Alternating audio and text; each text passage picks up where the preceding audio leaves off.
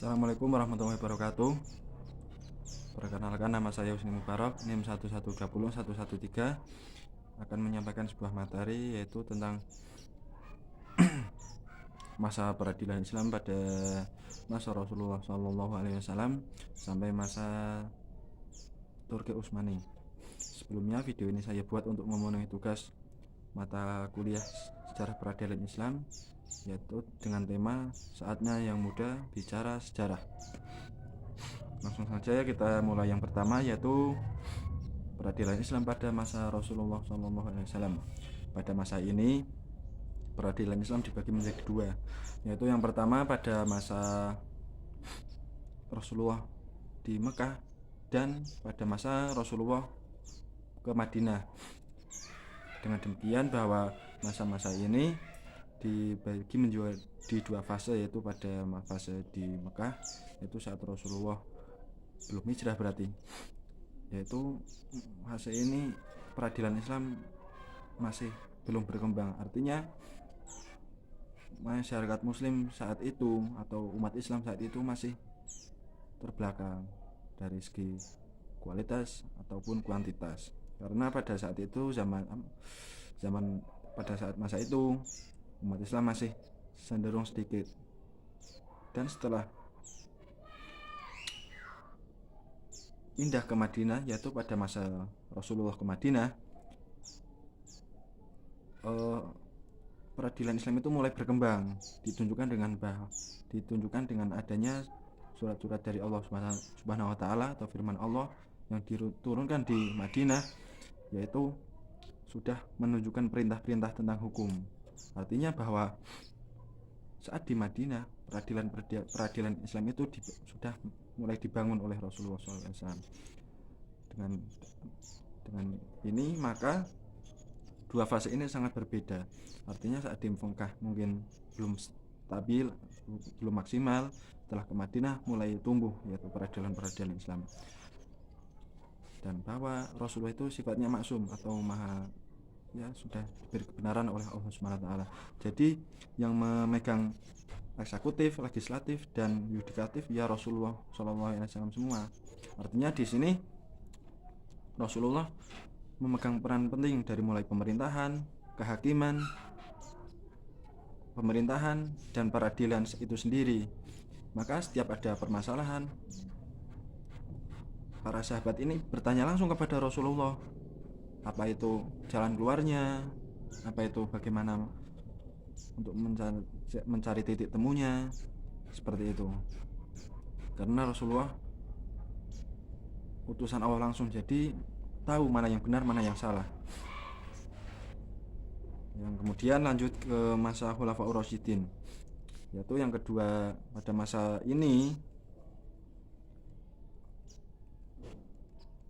pemerintahan Islam itu, peradilan Islam itu sudah tidak adanya lagi Rasulullah SAW, karena Rasulullah telah wafat, maka digantikan oleh mereka Khulafaur Rasyidin, yaitu pertama Abu Bakar, yang kedua Umar bin Khattab, yang ketiga Utsman bin Affan, yang terakhir Ali bin Abi Thalib. Kita langsung saja membahas yang pertama, yaitu pada saat Khalifah Abu Bakar As-Siddiq. Pada masa pemerintahan ini peradilan Islam itu mungkin masih sama seperti pada zaman Rasulullah. Artinya tidak ada perubahan yang secara signifikan. Artinya bahwa perumusan masalah atau mencari jalan keluar dalam permasalahan, yaitu dengan melihat atau melihat Quran dan hadis, yaitu hadis sunnah Rasulullah SAW tersebut, yaitu pada saat Khalifah Abu Bakar masih sangat sama, mungkin bisa dibilang itu sama seperti masa Rasulullah. Mungkin bedanya nggak ada lagi Rasulullah yang memberi buah petunjuk secara langsung. Artinya saat zaman Abu Bakar ini peradilan itu hanya memfokuskan antara Al-Quran dan hadis saja. Mungkin karena masih belum lama ya perkembangannya umat itu belum berubah secara signifikan, jadi mungkin belum terlalu lama lah. Intinya Abu Bakar mungkin memimpinnya aja masih berpegang teguh kepada Al-Quran dan hadis, karena pada saat itu Abu Bakar fokusnya itu memerangi umat-umat yang murtad. Artinya setelah ditinggal Rasulullah, banyak sekali umat Islam yang murtad ini. Maka fokusnya Abu Bakar itu untuk mencegah kemurtadan di umat Islam sendiri. Yang kedua, pada masa Umar bin Khattab. Pada masa ini mulailah terjadi sebuah era-era peradilan Islam yang baru, atau wajah-wajah peradilan yang baru. Artinya pada masa khalifah ini, Khalifah Umar itu sangat memperhatikan sebuah peradilan atau sebuah kehakiman di dalam pemerintahannya. Artinya sebuah implementasi untuk mencari keadilan itu sangat diperhatikan dalam ini, seperti pengangkatan hakim, atau mungkin musyawarah yang dilakukan oleh Umar untuk mencari jalan keluar atau mencari titik temu dari sebuah masalah. Ini sudah mulai dibangun pada masa ini, tetapi tidak menutup kemungkinan masih ada banyak kekurangan dalam masa khalifah ini, yaitu ya masih ada lah, tapi saya jelaskan secara skemanya aja bagaimana pada masa ini, yaitu mungkin sudah mulai perkembangan, mulai dipisah antara legislatif, eksekutif, dan yudikatif itu sudah mulai diurus dan mulai dipisah. Dan hakim-hakim pada saat itu mulai diperhatikan lagi tentang kesejahteraannya, tentang urusan-urusannya. Mungkin itulah pada masa Umar bin Khattab. Selanjutnya yang ketiga, yaitu pada masa Utsman bin Affan. Pada masa ini mungkin tidak jauh berbeda, artinya ya tinggal meneruskan saja tentang khalifah yang sudah berlaku. Artinya khalifah Umar lalu diteruskan oleh khalifah Utsman. Pada masa pemerintahan khalifah Utsman sendiri masih meniru, banyak yang meneruskan. Artinya masih kebijakan Umar itu diteruskan lagi oleh Utsman bin Affan. Jadi mungkin tidak ada perubahan yang signifikan ya. Hanya saja mungkin pada hal-hal tertentu mulai diperhatikan lagi tentang detail-detail aspek yang mungkin akan dilanjutkan ke depannya itu bagaimana.